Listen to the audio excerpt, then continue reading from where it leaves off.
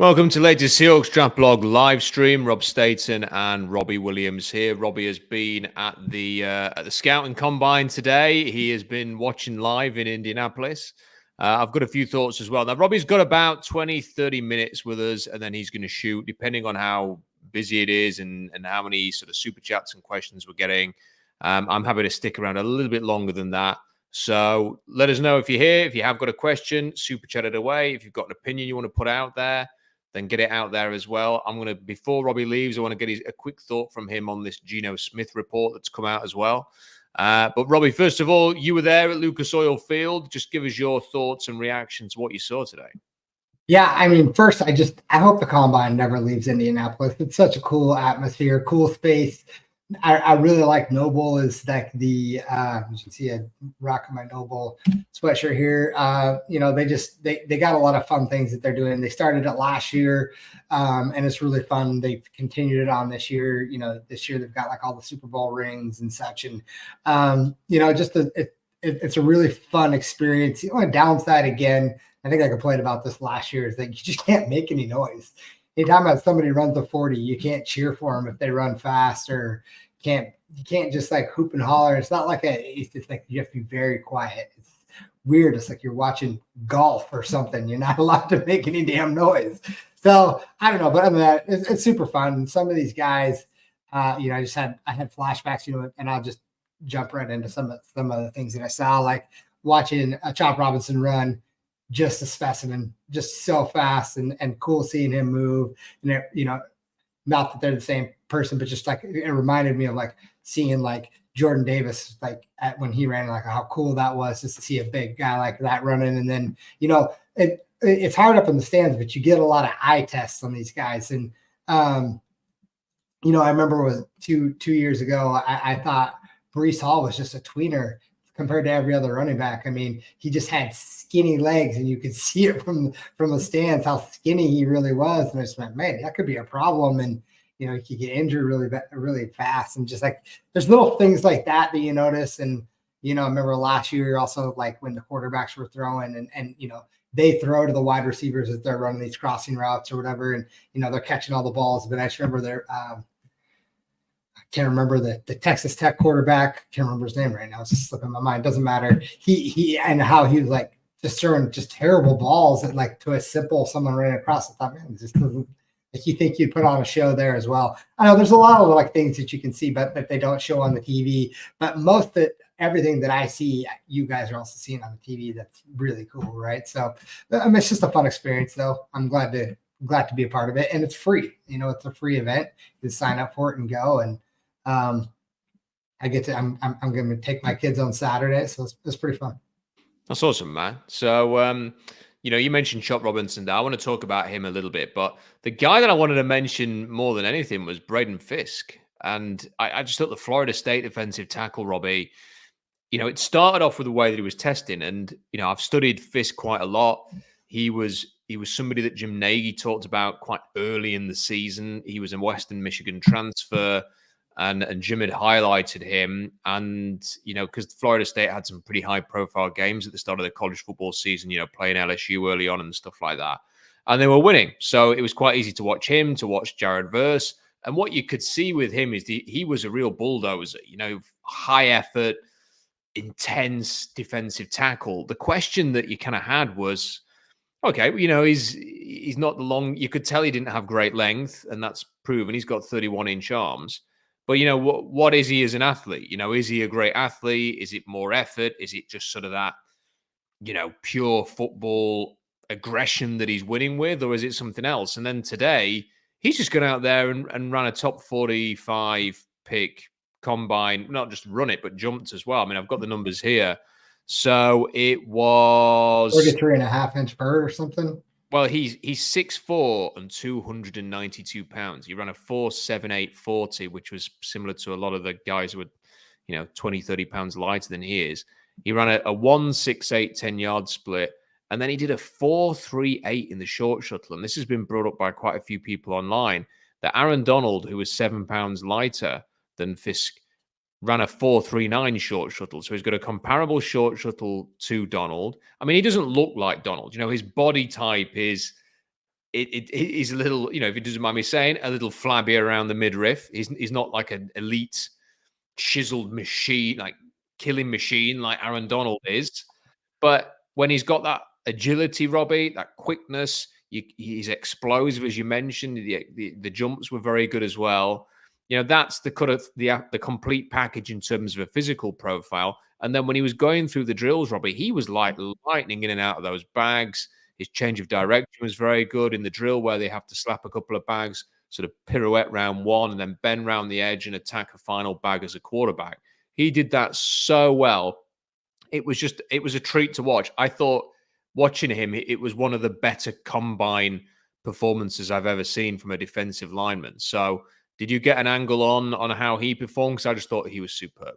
Well, I'm glad you brought up the bags because, yeah, he spun around some of those bags like with some quickness. And you can see the difference, like that, like, again, just the eye test being there. And, it was a little unexpected when again, seeing him with the eye test. He's not going to move like that. And he did. Yeah, he was definitely the combine winner for the day. Absolutely, out of the defensive lineman, no doubt. It just looked different, Robbie. Like it was as if this was a really, I thought, a much better day for the defensive tackles than I expected. There was quite a few guys out there, even the ones who didn't. I'm going to mention some others now that ran around and looked really cool and did all of that stuff, Robbie. But I thought he just separated from everybody else. And when you have somebody who is that noticeably different, you kind of just raise an eyebrow. And I'm just going to say it now. I wouldn't be surprised, Robbie, if in sort of 3 or 4 years' time, he's one of those players who everybody's kind of wondering how the hell did he last to pick 38 or something like that. And he ends up having a fantastic career. I know the length's an issue. Length does matter for defensive linemen. What I think a lot of people are going to do this week, though, Robbie, is they're going to go back to the Florida State tape and they're going to be looking specifically for how often do people get into his frame. How does he combat that? What does he do? What are his hands like? Because he doesn't have the length. How is he sort of shielding off? And is he able to sort of keep a blocker at arm's length, read where the ball's going and disengage? Because if you see enough evidence of him doing that, Robbie, given what he has shown today, the sky's the limit for what he could be at the NFL. So I thought that was a superb day for him. And he wasn't just the winner of the day. He was the winner by an absolute country mile. There were some others, defensive linemen, who I thought had a really good day. I thought Mekhi Wingo, Robbie, it was decent enough on tape for LSU. Looked very, very sharp. He's another short-arm defensive tackle, but just consistency. Every single drill was of a high standard. He ran a good 40 as well. I think I've got the numbers on my notes here, if I can just find them, if you bear with me. 4.85, which was the second fastest 40 behind Fisk. But here's the thing, Robbie. Mekhi Wingo ran a 1.64 10-yard split at 284 pounds.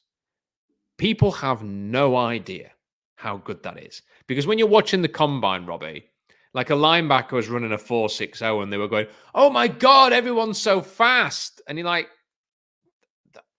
no, that's not that fast for a linebacker. And then you've got Mekhi Wingo running a near one. I mean, like he's 0.5 of a second, Robbie, from running an elite time for an edge rusher who's 250 pounds in the 280s. It's not freakish. It's mutant-like speed and get off. You have to pay attention to that.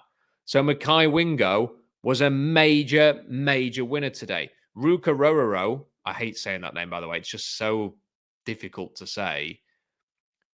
A complete performance, Robbie. Great length, 34-inch arms. He is Justin Madubuike. That is the comparison I made going into the combine. Tape's very similar. Madubuike was a blog favorite. I had a Rororo in the second round. He did everything well today. Ran well, jumped well, did all of the drills well. Fantastic. And Byron Murphy's a funny one because he's so, he's 6'4". He's like 290 something pounds. He's got 32.5-inch arms, Robbie. I was listening to him doing an interview yesterday. I think it was yesterday with PFT and they said, what are you best at? And he said, run defense. And I was like, no, you aren't. That's not your best thing. Like, why are you saying that? Like, your run defense is your worst thing. That's the thing you need to improve the most.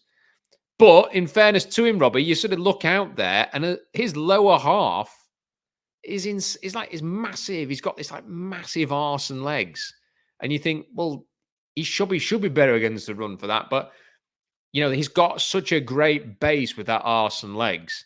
And then he ran well and he jumped well and he did a lot of the drills very, very well. I mean, I don't think he's a top 15 pick like a lot of people do, but I think there's a lot to like with him as well. So they were kind of like, of the defensive tackles, Robbie, they were the players that stood out the most for me. But I thought Dwayne Carter and Tyler Davis did well as well. Yeah, no, I mean, and it was a fun group to watch today. You know, unfortunately, I won't get to be there tomorrow to see those guys, but I'll be back on Saturday to see the quarterbacks throw. So I'm excited to report back on that. But as far as this is a deeper draft than I kind of thought originally from the defensive tackle side. And just, you know, seeing these guys get out there and move, you're going to get somebody that can be a contributor right away in your team. You know, we might not get one of these guys that are elite, freakish athletes that are going to go, you know, probably before we get to pick, but there's some opportunity there to really to build upon the team, definitely on the defense side on the line. And then to the sort of the pass rushers, the edge rushers, you mentioned Chop Robinson, Robbie, running very, very well. He ran a 4.48 officially. He added a 1.54 10-yard split. That's an elite 10-yard split. He ran a 4.25 short shuttle.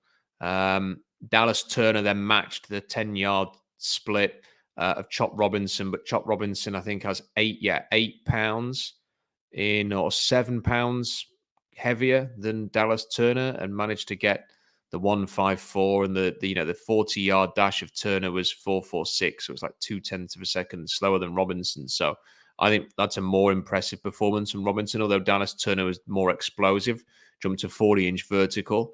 And Jared Verse did what he needed to do. You know, Jared Verse is more of a power rusher. He was as light as Chop Robinson, was a bit surprising. I thought he was about 260. But he ran a 4.58, which was good for him. You know, that's the kind of thing he was looking for. I think he was hoping to get 4.60, so 4.58 is good. And then he ran a 1.60 10-yard split, which for him, again, I think that's fair enough. So, you know, they are the three, Robbie. I know that, you know, there's obviously Latu, the UCLA pass rusher, and maybe one or two others. But I do think Robinson is the best edge rusher. I think he's got the most potential.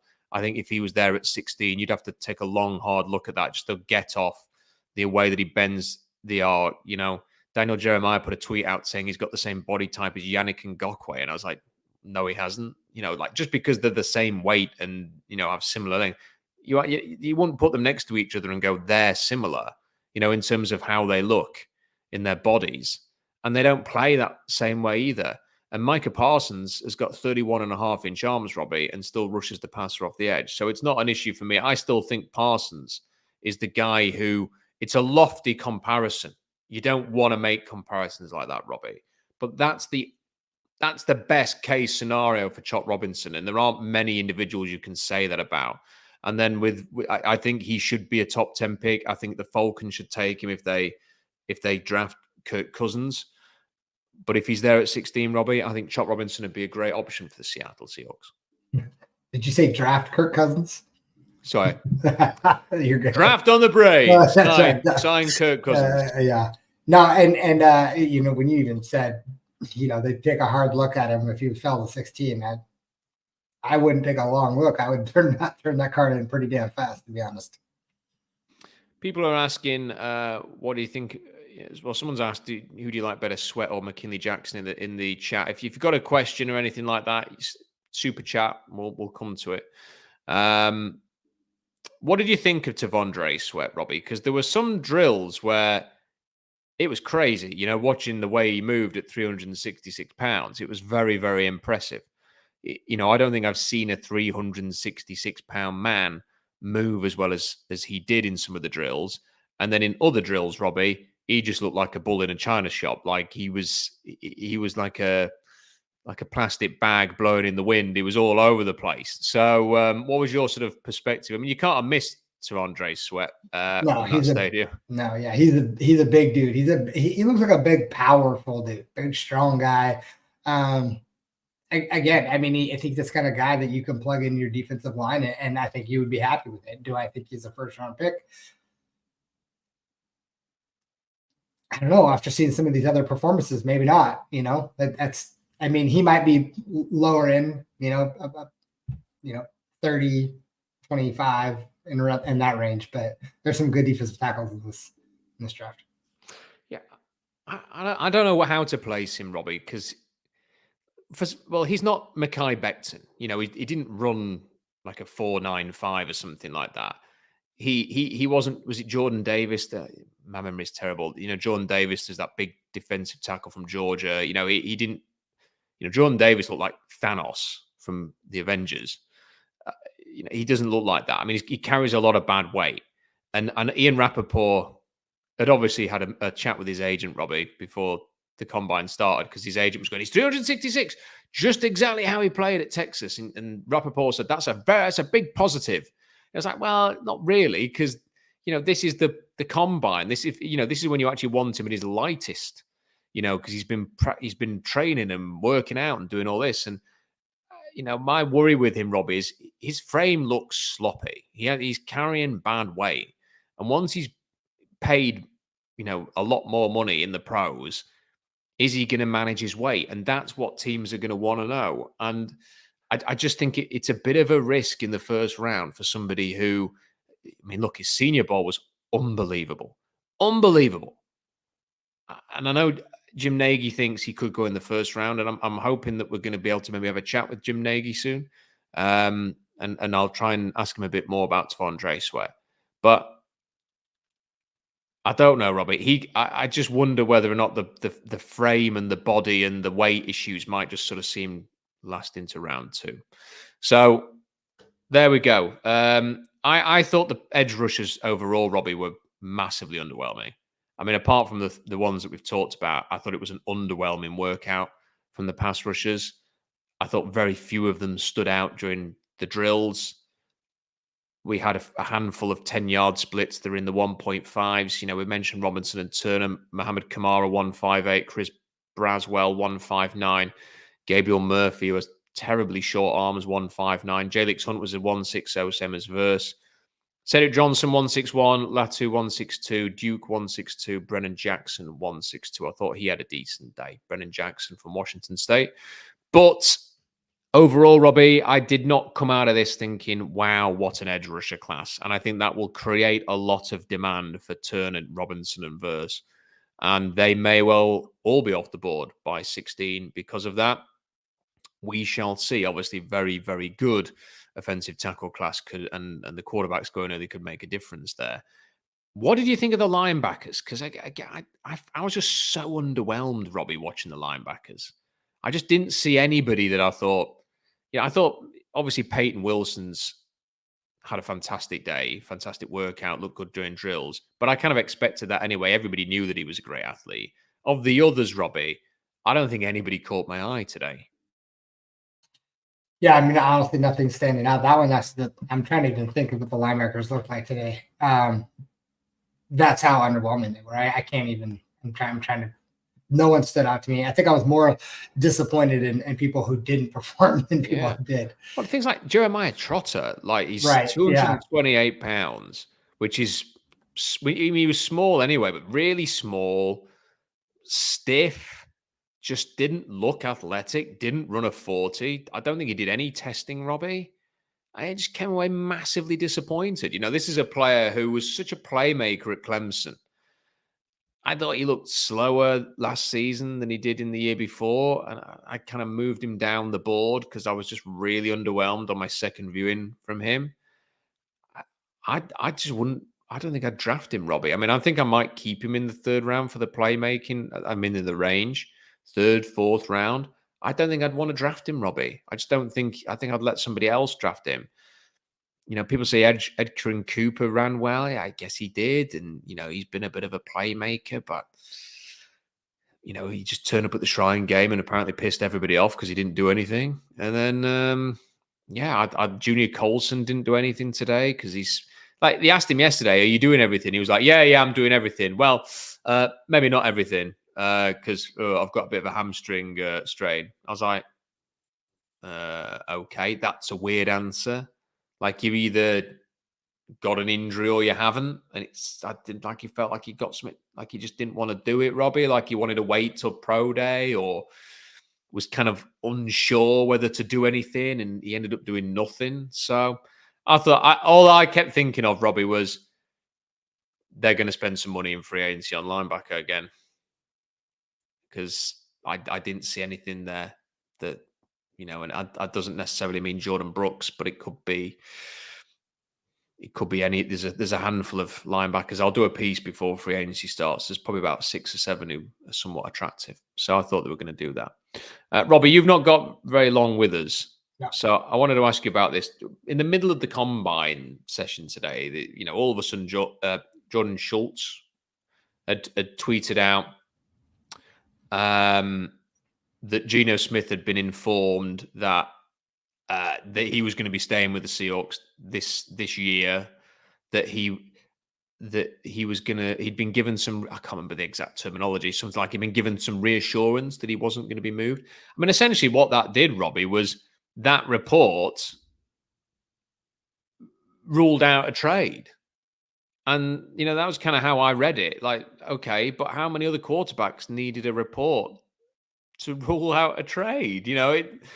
It just feels like the whole thing's been strange. Like the language that they've used, the Schefter tweet about trade value, it felt like they were keeping their options open. And now we've got this, which is kind of like basically confirming, Robbie, that we're getting a lot of feedback on your mic, by the way, Robbie. Sorry, just to mention that. It now just feels a little bit like, okay, like they've gone to the combine, no one's bit, and this has come out. But then this does feel like a report from the Smith camp, whereas I think the Schefter report felt like from the Schneider or the team camp. This feels like it's from Smith. I was on KJR yesterday and we talked about what I thought was going to happen, Robbie. And I said, I don't think they're going to get a trade offer. And I think Geno Smith's going to be on the roster next year. And I think they'll be comfortable with that because they can go into the draft with a hedge so that if a player comes to them, they can take them. And if not, well, you just crack on with what you've got. Is that how you sort of see this? And if so, this is not really that surprising news. But what I think, Robbie, is the way that it's been covered, this story, just makes me want to scratch my own face off, frankly. Like no one, like there's a whole bunch of people out there who seem to take personal offense to not having the same glowing view of Geno Smith. My view has always been, I think he's fine. I don't have a problem with Geno Smith as a bridge. I just don't think he's the answer. And I think that's a perfectly fair and justified position to have, Robbie. And I think they've got to go and find a longer term answer. Yeah. Is my mic okay right now? Just want to make sure that. Okay, cool. Yeah, I think kind of what, in my opinion, this is kind of what I think that happened. They probably went into the combine seeing if, there was anything there to trade for, and then probably came back and had nothing that anybody was that interested in. And so they're comfortable rolling dice with the Geno again. And the other thing it tells me is I'm happy with it. I'm glad they just made a decision, because what I didn't want to do is just to drag on for another month or two. Is he, isn't he? What's the word of the language? What are they talking about? Is it going to be like, just come out and definitively say, yeah, he's going to be here, or no, we're looking to trade him one way or the other. I just didn't want to have that be like the storyline that dominated the headlines for some reason. And yeah, I mean, I was telling you off air, like Twitter is hard to read right now. It was pretty ridiculous, and it's fine if you like Geno. I'm not, again, it's nothing against him. I think it's fine. And I think, he's a fairly reasonable contract, as far as the starting quarterback. It's just like, I saw somebody was like, well, who else are you going to get to win you the Super Bowl? Well, that's not the point. Like, and do you think Geno Smith is going to win you the Super Bowl? Like, yeah, he may give you the best chance this year to possibly do that, but do you actually believe that he's going to take you to that level? Like, that's the thing, though, Robbie, isn't it? Like, they're not going to win the Super Bowl this year. No, and so you kind of like, you have to make a decision. Like there's no wrong answer to this either, by the way. I think there's just a series of different positions. Like Gino Smith gives you, in my opinion, Robbie, the best possibility of probably winning a maximum number of games, whatever that is. It could be 9, 10, 8, depending on what happens in free agency and who they lose and who they sign. Whatever it is, I think he's better than Drew Lock, and the chances are that he would do better than a rookie in his first year. But equally, you could say, well, the best thing might have been, Robbie, it's a new start, it's a new offense, it's a new era. Well, the best thing to do is to draft somebody and just give them the reins, and just say they're the starter now. And then if that doesn't work, maybe you go and get the next one and the next one. I don't think that's a terrible plan. I don't think you necessarily have to be trying to pretend that you're going to go and try and win everything every year, Robbie, because that's just daft. I think it's a great way to keep yourself in a mediocre position forever. And I also think, Robbie, they need to be honest a little bit here. Like the roster's perhaps not as good as they've thought, in the past. I think there's been a bit of hubris with the Seahawks. I think they need to be realistic. I think some big changes need to happen. They need to shift resource to other areas.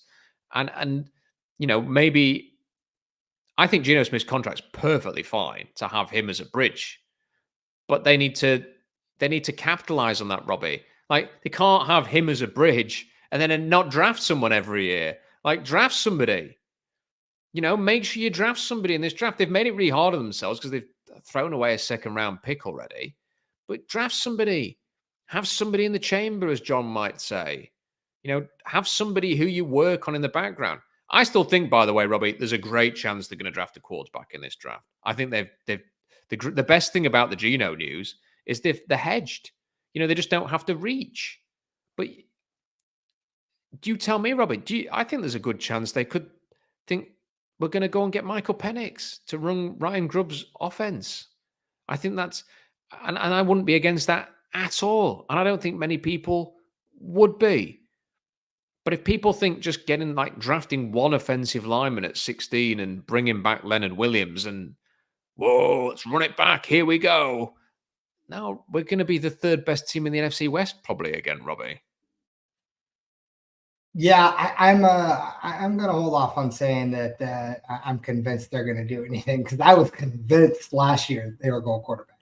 No matter what, I had convinced myself they were picking a quarterback. So maybe they will, maybe they won't. I think it makes a heck of a lot of sense, especially if they end up not bringing Drew Lock back. I think it might not be one of these guys like Penix or Nix or someone like that. It could be someone a little later that we're not expecting. It could be someone like Spencer Rattler that maybe they have their eye on, that they're just, but this does give them that bridge quarterback. It does allow them not to show their cards, doesn't, force their hand in anything. They can sit back and let the draft come to them, which John Snyder has proven time and again that he's actually really good when he lets the draft come to him instead of forcing those kind of things. I think they could probably get themselves a pretty good deal on a quarterback if they have their eye on somebody that they're interested in, and it'll be up to Grubb to help develop that guy. Can I just make two very quick points to you, Robbie, before I let you go and get your reaction to this? The first one is I wrote something a couple of days ago about maybe the Seahawks would trade up, and when I wrote it, I thought, well, I'm just going to throw it out there because it was just a thought that popped into my head. And it's the off season. This is when you kind of throw ideas around. Not everything has to be a prediction. Sometimes it can be a nice little teaser, or an idea. And I think eventually, Robbie, John's probably going to have to do that. Like, unless you are prepared to well, not tank, but be awful. You're not going to get a top 5 pick, unless you trade somebody like Russell Wilson and you look into it like they did last year. The chances of getting into the top 5 and getting a really good quarterback is so slim. And this is a guy who loved Mahomes, has seen the Chiefs go on and create a dynasty by being aggressive. Like, he's mindful of the fact they haven't been drafting quarterbacks, Robbie. And then I was kind of looking at it, I was thinking, do you know what? I don't personally rate Drake May that highly. But Drake May is basically like a John Schneider quarterback, like in every single flipping way. And Jaden Daniels' old coach is now on the team. And Jaden Daniels plays a lot like Mike McDonald's old quarterback in Baltimore and Lamar Jackson. And part of me just wondered, Robbie, I don't know, maybe they'll just go nuts and they'll just trade all the way up and they'll take somebody. And if they do that, I don't know if Geno will be here. I mean, look, at the end of the day, this report seems to be Geno based. Nobody else has followed it up. There's no Schefter or Rappaport or anybody else saying, as Jordan Schultz has reported, we've had this firmed up. I mean, who knows what's going to happen? I mean, I don't think it's going to happen, Robbie. I think it costs too much to trade up. But I think eventually John Schneider he can't just sort of sit every single year going, oh, well, that's another year where we didn't draft somebody, or that's another year where we've not done this. Eventually, there's going to come a point where one of three things have to happen, Robbie. The Seahawks have to be really bad one year, and we'll end up with a top 5 pick to get a quarterback. They have to trade up and be really aggressive to get one, or they have to be really, really lucky, like they were with Russell Wilson in 2012, and one fall into their lap in an improbable position. Okay, so that the most likely one of those is going to have to be trading up. Eventually, he's going to have to do that. He can't wait forever. He's going to have to do it, and I think he knows that. So I'm just throwing it out there, Robbie. So I want your thoughts on that before I let you go. And then the other thing I want you to get your thoughts on as well. Have you got any mild concern? I'm going to say mild concern that things might be a little bit jumbled here. You know, like coaches having to stay behind and get everything sort of set up behind the scenes.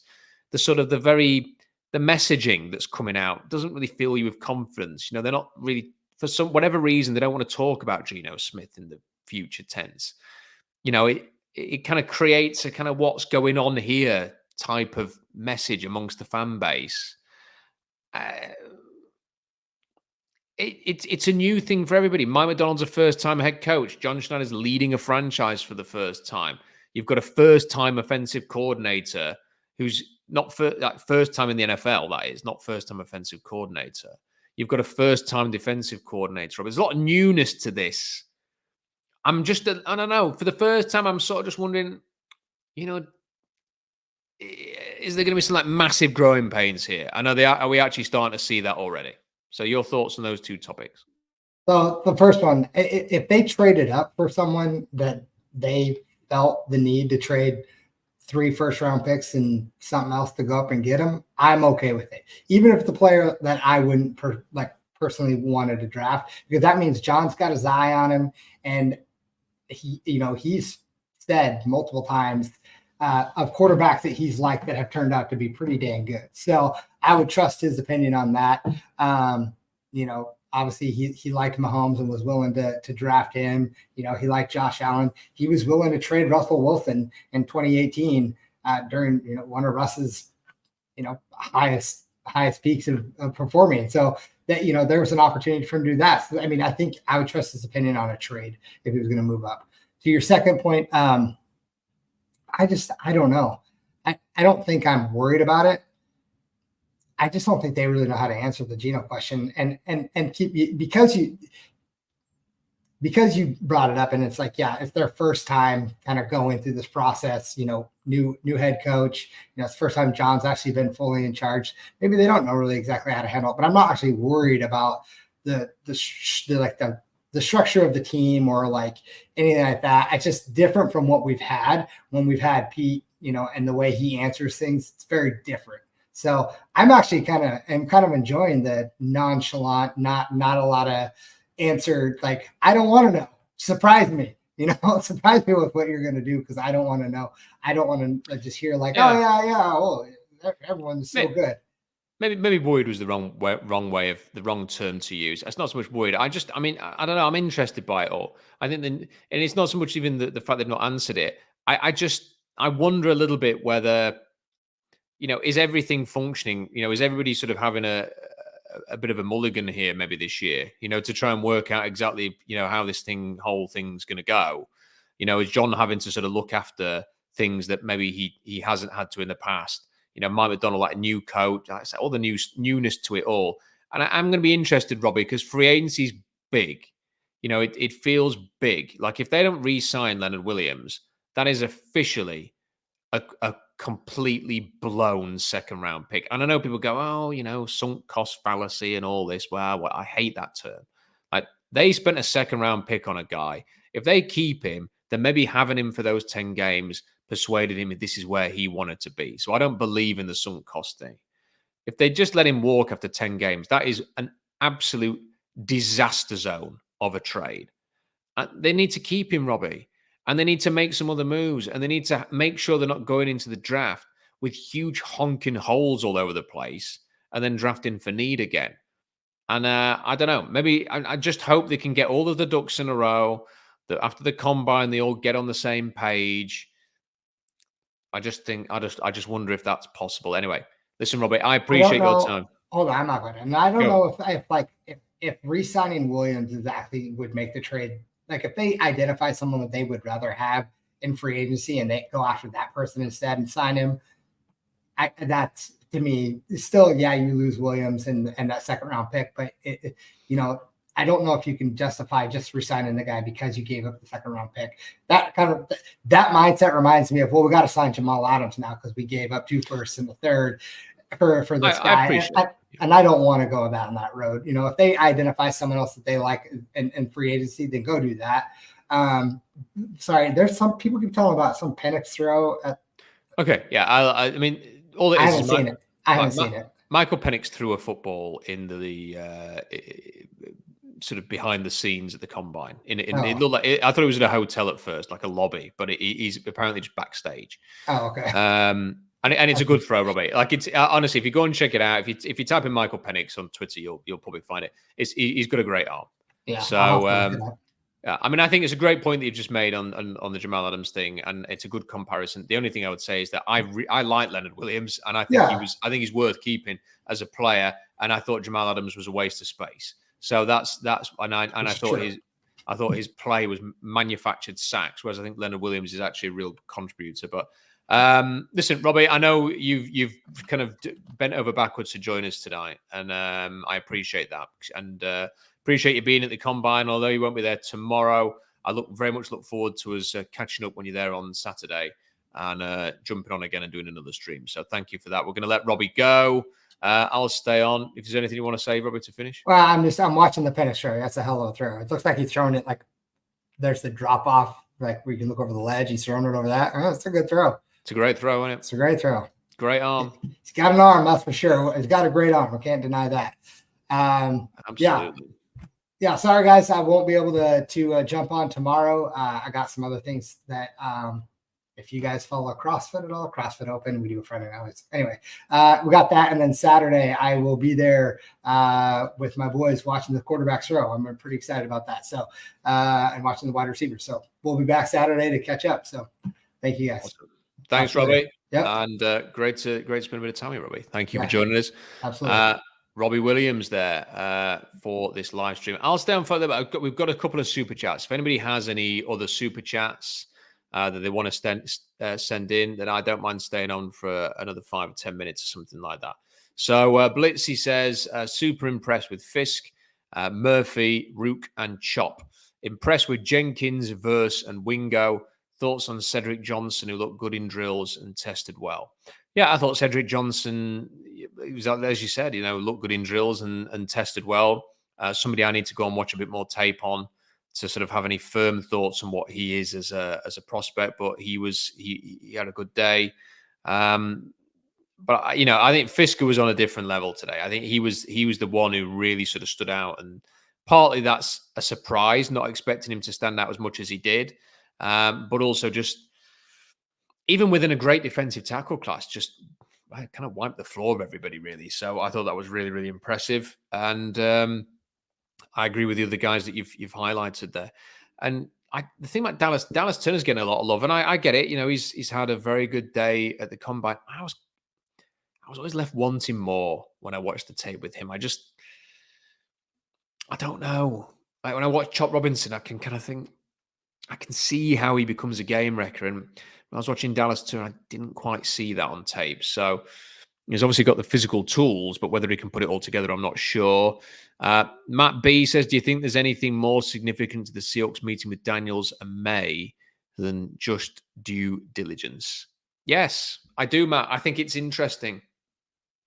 And I said this in the stream the other day. You know, I've been a journalist for a long time. And one of the first things I learned in this industry is be curious all the time. You have to be curious. You have to take notice of everything.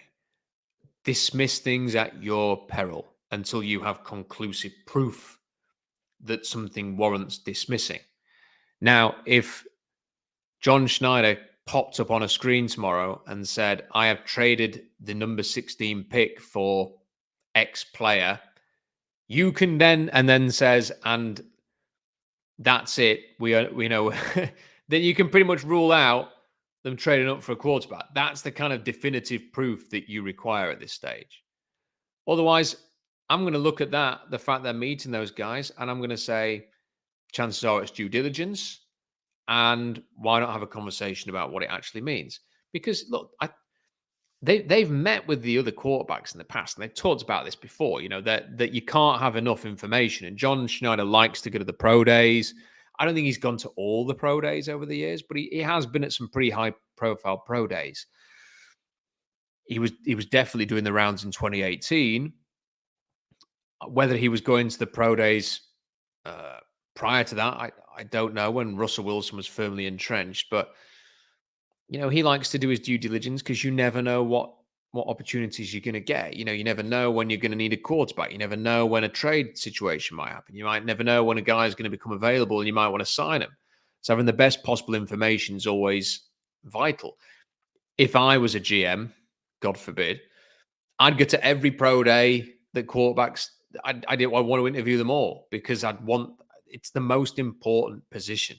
You could never have enough information at that position. So I'd want to go and meet them. But I find it interesting, like, so they met with Daniels. That was confirmed by Rappaport. And then Rappaport put another tweet out saying essentially everybody who met with Jaden Daniels met with Drake May. So these are the teams, presumably, who are in the market for a top quarterback. And it was like the Seahawks, and I think the Vikings, and the Broncos, and teams like that. And you're thinking, well, you know, that seems something to me. You know, that you know, Rappaport is saying that, and the Seahawks are amongst those teams. And I think they are in the market for it. I think if John Schneider, I would not be surprised whatsoever if he has had a conversation with the Patriots about what is it going to take to get to number 3, or what are you sort of looking at? If we wanted to do this, what would it take? Or just sort of asking around and fact finding, and because the Seahawks need a quarterback. You know, what was it Andy Reid said the other day? It's like, why? You know, what's the secret to success? Have a great quarterback. And John Schneider and Andy Reid are like that. Like, they know. That's it. That's the Green Bay way of things. It's been Reid's way of doing things in Philly and Kansas City. You need a quarterback. Now, I know I am not saying the Seahawks have a terrible quarterback in Geno Smith. I don't know why you either have to sort of love Geno Smith, or you automatically described as a hater. No, I think he's fine. I keep saying this. I think he's a fine quarterback. It's okay to have him for the starter for the last 2 years. I just don't think that he's ever going to take Seattle to where they need to get to, or that you're ever going to be able to build the team to be of a sufficient level. Like somebody said to me the other day, well, the Niners got to the Super Bowl with Brock Purdy. And it's like, well, yeah, so what do you plan to do? Like, be bad enough to get the 2nd overall pick in a year when like a Nick Bosa level pass rush is available? You know, strike lucky on 2 linebackers in the 4th and 5th round that end up being elite players at their position. You know, work a trade for a 3rd rounder that gets you the best left tackle in the NFL.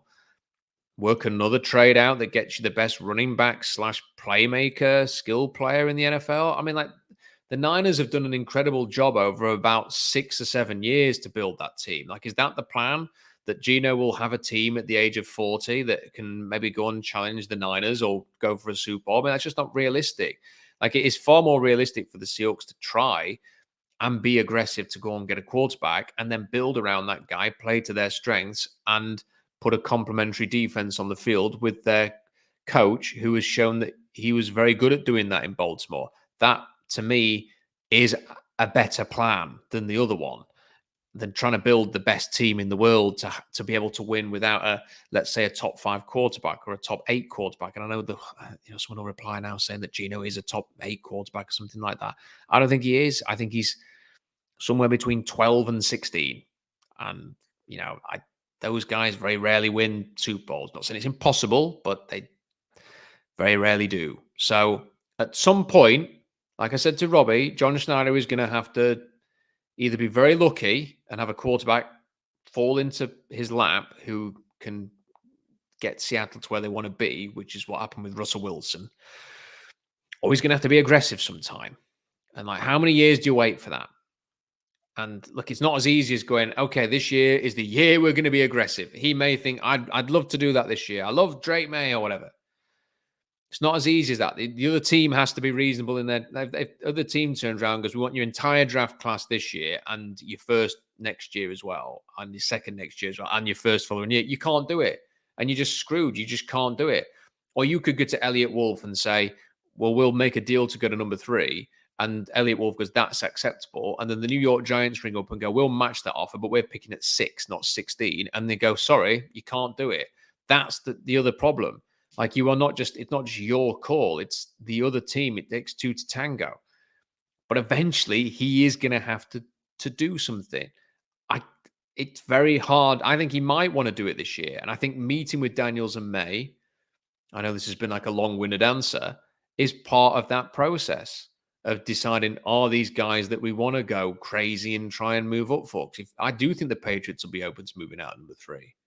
They're the one of the top 3 that might be. And if you get to 3, you're guaranteed one of Daniels and May. And maybe the Seahawks meet with either of them and think, yeah, we want to go all in with these guys. I just think it's going to be really hard to do it this year. But if they don't come up with a plan at quarterback